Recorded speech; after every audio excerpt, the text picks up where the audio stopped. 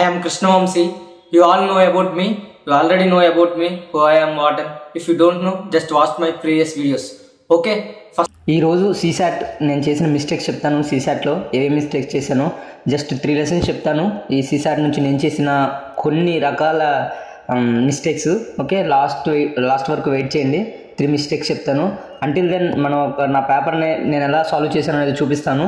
చూడండి ఏమేమి మిస్టేక్స్ వచ్చినాయి, ఎక్కడెక్కడ ఏం చేశాను అనేది చూపిస్తాను. చూడండి పారాగ్రాఫ్ చూడండి. ఫస్ట్ పారాగ్రాఫ్ వచ్చేసరికి ఎలా సాల్వ్ చేశానో చూడండి. ఓకే, ఫస్ట్ పారాగ్రాఫ్ వచ్చేసరికి ఈ పారాగ్రాఫ్లు చేశాను, బట్ నాకు ఎందుకో తేడా కొట్టింది. కంప్లీట్గా పారాగ్రాఫ్ల మీదే రిలే అయిపోవటం. నాకు కొన్ని చూడండి ఇక్కడ నేను ఫస్ట్ ఏం చేసేవాడిని నేను పారాగ్రాఫ్ చూసేటప్పుడు పారాగ్రాఫ్ చదివేవాడిని. ఫస్ట్ పారాగ్రాఫ్ కాదు, క్వశ్చన్స్ చదివేవాడిని. ఈ క్వశ్చన్స్ చదివిన తర్వాత వెంటనే వెళ్ళి అప్పుడు పారాగ్రాఫ్ చదివేవాడిని. పారాగ్రాఫ్ నుంచి అప్పుడు నోట్ చేసుకునేవాడిని కొన్ని. బట్ ఎనీవే, సీసాట్ అనేది నాకు ఎన్ని మార్కులు వచ్చినాయి చెప్తాను, ఒకసారి వినండి. సీసాట్ వచ్చేసరికి నాకు 35 మార్క్స్ వచ్చాయి. ఓకే, నేను 38 అటెంప్ట్ చేశాను.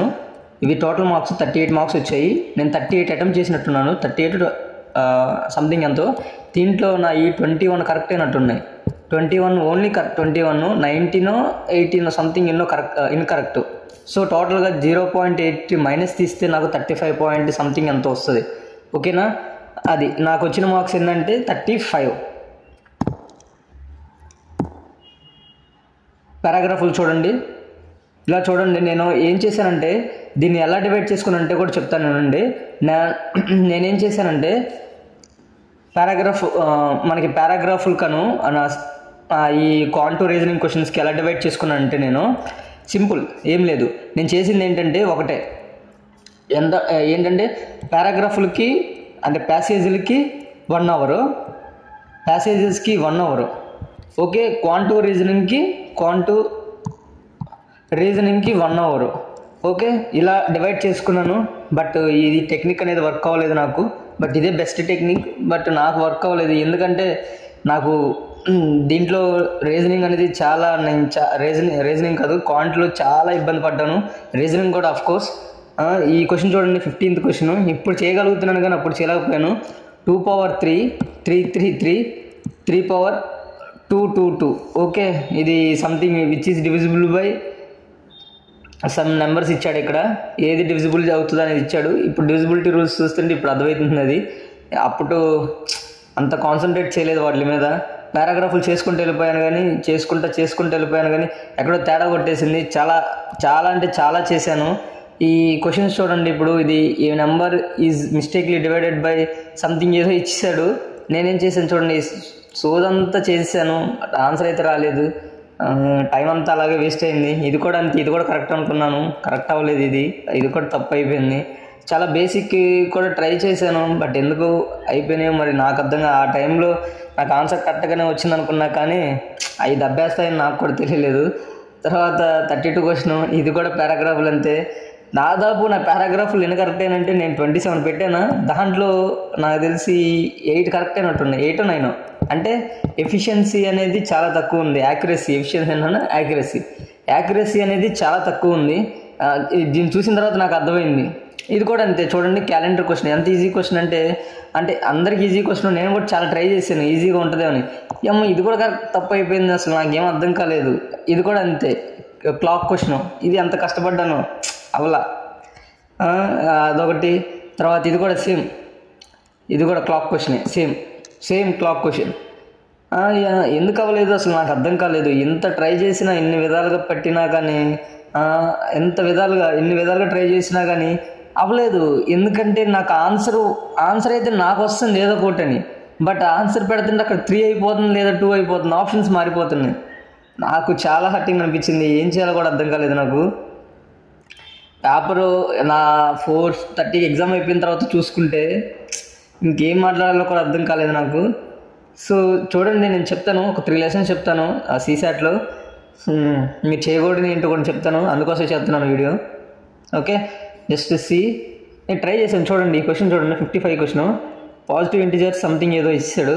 ఇదంతా ట్రై చేసిన ఆన్సర్ రాలేదు, టైం వేస్ట్ అయిపోయింది. ఇక్కడ 1 అవర్ పెట్టుకున్న దాంట్లోనే టైం వేస్ట్ అయిపోయింది. దాంట్లో చూడండి అసలు ఈ ప్యాసేజ్లో అయితే ఎంత కష్టపడ్డానో నేను. ప్యాసేజ్లో అంత కష్టపడ్డా కానీ నాకు చివరికి బూడిదే మిగిలిచ్చాయి, ఏం లేవు.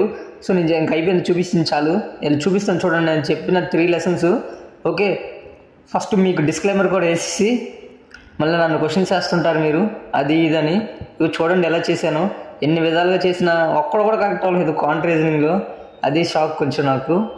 ఓకే, ఫస్ట్ నేను మీకు ఇచ్చే డిస్క్లైమర్ ఏంటంటే, నువ్వు ప్రిపేర్ అవ్వకుండా వెళ్ళావు సీసాట్కి అనేది అవకాశం లేదు, నేను ప్రిపేర్ అయ్యాను. బట్ పాయింట్ ఏంటంటే, నేను మీకు ఫస్ట్ లెసన్ ఏంటంటే ప్రాక్టీస్ అన్నీ చేశాను కానీ మచ్ ప్రాక్టీస్ చేయాలి నేను, మోర్ ప్రాక్టీస్ లేదు. Okay, first. సెకండ్, కంప్లీట్గా పారాగ్రాఫ్ల మీద రిలే అయిపోవటం, ప్యాసేజీల మీద. అసలు ఎవర్ డూ దిస్. అస్సలు నేను అలాగే అనుకున్నాను, కాంటే ఎందుకులే మనకి పారాగ్రాఫ్లోనే సరిపోద్దులే అని. పారాగ్రాఫ్లు మాత్రం బేవత్సంగా ప్రాక్టీస్ చేశాను, 1 కాదు 2 కాదు. అయినా కానీ తప్పిపోయినాయి అంటే ఆలోచించండి, అయినా కానీ తప్పిపోతాయి. పారాగ్రాఫ్లు అనేది అసలు అన్ప్రిడిక్టబుల్. అదేనా, నువ్వు బి అనుకుంటే సి అవుద్ది, సి అనుకుంటే బి అవుద్ది. ఓకే, ఫస్ట్ గుర్తుపెట్టుకోండి, పారాగ్రాఫ్ మీద కంప్లీట్గా రిలే అవ్వకండి. Third, ignore CSAT, don't ignore CSAT. Okay, don't ignore CSAT. ఇప్పటి నుంచే స్టార్ట్ చేయి. నువ్వు కనుక డిగ్రీ స్టూడెంట్ అయితే, ప్రతి ఒక్క కాలేజీ స్టూడెంట్ చెప్తున్నాను, ప్రతి ఒక్క బిగినర్స్ చెప్తున్నాను, CSAT is more important if you practice CSAT. There is many government exams also. Okay, many government exams ఉన్నాయి మనకి. ఫర్ ఎగ్జాంపుల్ బీటెక్ ఉన్న వాళ్ళకైతే క్యాంపస్లో వాటికి కాంటూర్ రీజనింగ్ ఉపయోగపడతాయి. సో ఎక్కడ ఉపయోగపడదు అని చెప్పడానికి అవకాశం లేదు కాంటూర్ రీజనింగ్. సో ప్రిపేర్ అయిపోండి. నేను గవర్నమెంట్ జాబ్స్కి ఉపయోగపడతాయి, క్యాంపస్లకు ఉపయోగపడతాయి, ఇంకెక్కడైనా ఉపయోగపడతాయి. సో సీసాట్ని ఇగ్నోర్ చేసావా నీకు ఇక బొమ్మ కనపడిపోద్ది. అందరూ మ్యాక్సిమం జిఎస్లో ఫెయిల్ అయితే, నువ్వు సీసాట్లో ఫెయిల్ అయితే ఆ గిల్ట్, అందరూ జిఎస్లో ఫెయిల్ అయ్యి నువ్వు సీసాట్లో ఫెయిల్ అయితే దాని అంత దరిద్రం ఇంకోటి ఉండదు. ఇప్పుడు ప్రజెంట్ నా సిచ్యువేషన్ కూడా అలాగే ఉంది. మ్యాక్సిమం నేను జిఎస్కి కాన్ఫిడెంట్ వస్తుంది, సీసాట్కి రావట్లా. దీనికోసం ప్రస్తుతానికి యుద్ధం చేస్తున్నాను. మీరు కూడా చేయండి. Don't ignore CSAT. Okay, all these 3 lessons you should learn. Okay, all the best. Films దగ్గరలోనే ఉంది. 2026 ఆస్పిరెంట్స్ అయితే చాలా జాగ్రత్తగా ప్రిపేర్ అవ్వండి, ప్లానెడ్గా వెళ్ళండి. ఓకేనా, అర్రీ బర్రీగా చేయకండి. ఓకేనా, all the best. Thank you so much for watching.